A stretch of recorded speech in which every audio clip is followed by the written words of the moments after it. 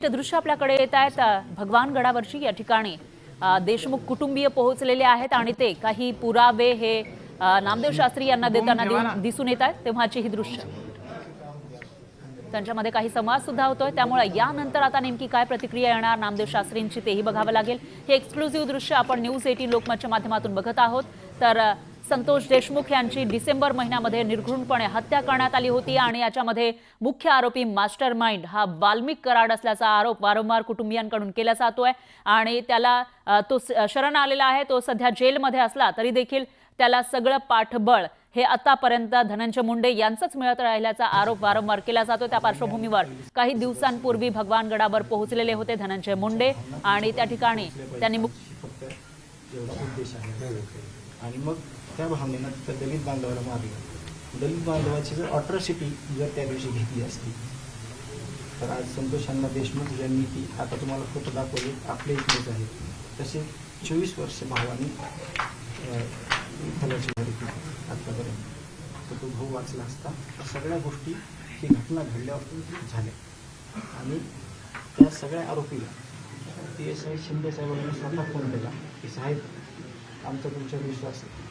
तिथली सगळी पोलीस यंत्रणा जी आहे त्यांना इकडचं मसाज वगैरेतलं कुणाला काही काम नव्हतं, घरच्यासारखं आम्ही त्यांच्यासोबत राहत होतो, त्यांना सहकार्य करायचो। तर आम्ही अशा पद्धतीने गावात राहत असताना त्या दिवशी जर त्याची अट्रॉसिटीची केस घेतली असती तर आज आपला भाऊ जिवंत असतो। शिंदे साहेबाला बोलवून ते जे आरोपी आहेत ते हातेरी सगळे त्या लोकांना व्यवस्थित आपण त्या गाडीत बसवलं, गावाला आपण अंगावर घेतलं, पण त्यांना काही कधी नाही परत पाठवलं। त्यांनी त्या गोष्टीचा राग जर धरायचा असता तर आपल्याला जर म्हणले असते की तुम्ही माफी मागा, तुमचं चुकलं, आपण ते देखील केलं असतं। तर यांची पार्श्वभूमी ही आहे, एवढे गुन्हे त्यांच्यावर हे सुद्धा तुम्ही सगळे बघून हे आणि एकीकडं आपण आहेत त्याची पावती ही आहे, हीच नाही अनेक असे आहेत। तुम्ही एकदा ग्रामपंचायतीला सुद्धा जर आले तर त्या ग्रामपंचायत इमारतीमध्ये कुठंही जागा नाही पुरस्काराचा तो फ्रेम लावायला, इतके चांगल्या पद्धतीनं आम्ही काम केलेलं आहे। आणि तुम्ही म्हटल्याप्रमाणे की म्हणजे एक थेंब जर रक्ताचा दिसला तर आपल्याला एवढा त्रास होतोय, तर ते फक्त मी लास्टला दाखवल, कारण का मी आत्तापर्यंत त्या दुःखात गेलो नाही, म्हणजे मी पूर्ण संपून जाईल। मी नाही तुम्हाला जे आत्ता दाखवणार आहेत ना ते खूप भयानक आहे, म्हणजे मी ते म्हणजे तुम्हाला एक्सप्लेन पण करू शकत नाही आणि मी स्वतःला हे पण करू शकत नाही, खूप भयानक आहे। तर ह्या दोन गोष्टी आहेत, हे सगळे क्राईम मध्ये आहेत। हे आपल्या भावाची एक पावती आहे, एवढीच नाही तर तुम्ही सगळीकडे बघा।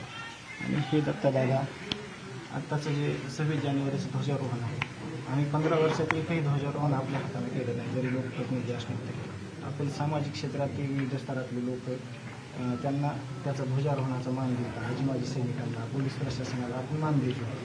तर हे त्याचंच एक आत्ताचं हे 26 जानेवारीचं दत्तादादांनी, ही आई आहे माझी, दत्तादादांना आत्ताचं ध्वजारोहण केलं तर मृत्यू झाले सांत्वन करायला आले होते हे दत्तादादा। आणि त्यापूर्वीही ते नेहमी यायचे, जसं की मी दाखवलं तुम्हाला मी भगवानगडावर येत होतो तसं हे दत्तादादा पहिलेच सगळ्या लोकांसोबत यायचे। ह्या झाल्या दोन बाजू, ह्या आम्हाला तुम्हाला एवढंच सांगायचं होतं, म्हणजे प्रामाणिकपणे सांगतो 22 वर्षापासून मनोहर मुंडे नावाचे माळकरी होते, त्यांची 4 मुलं, एक मुलगा पुण्याला, 3 मुलं तिथं आपली शेती। आत्ता 2003 पासून आत्ता 22 वर्षापर्यंत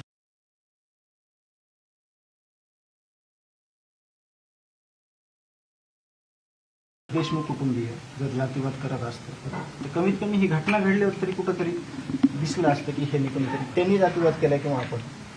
त्रास जास्त होतोय कशाचा, एका दलित बांधवाला वाचवायला गेलेला भाऊ आपला, त्यांनी तिथं जात नाही बघितली। एक आपला 22 वर्षापासून वंजारी समाजाचा जो आमचा माणूस आहे त्याच्यासोबत दुसरी पिढी आमची संपत आहे। एक आज पिढी होती मागच्या जुलै महिन्यामध्ये दादा, म्हणजे इतकं करत मानसिकता ह्यांची तपासायची आपल्याला गरज होती, त्याच्यावर गंभीर स्वरूपाचे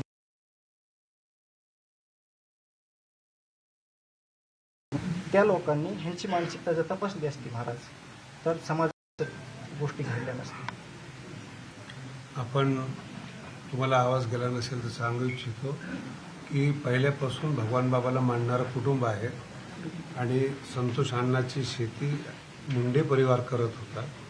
जातीय सलोखा पहिल्यापासून त्या गावामध्ये होता ते आज हे सांगायला आलेले आहेत की आम्ही यापूर्वी भगवानगडाचे आहे, भगवानगड त्यांच्या कायम पाठी आहे आपल्याला, बाकी मग आम्ही बोलून घेतो. अजून एक बोलतो, हे जे गुन्हे आहेत 40-50 हे आरोपीवर सगळ्यात, ह्याच्या अपोजला हे साहेब तुम्ही बघायचा, हे तुमच्या पोलीस प्रशासनानं प्रभारी अधिकारी पोलीस स्टेशन केज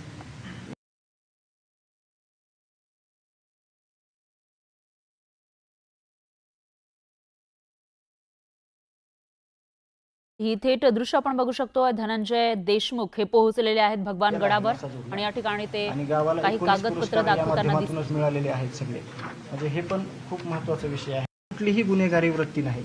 त्या लोकांचा आपल्याला कधी संबंध नव्हता आला. त्यांनी फक्त एकदा विचार करायला पाहिजे होता. आम्हाला नीती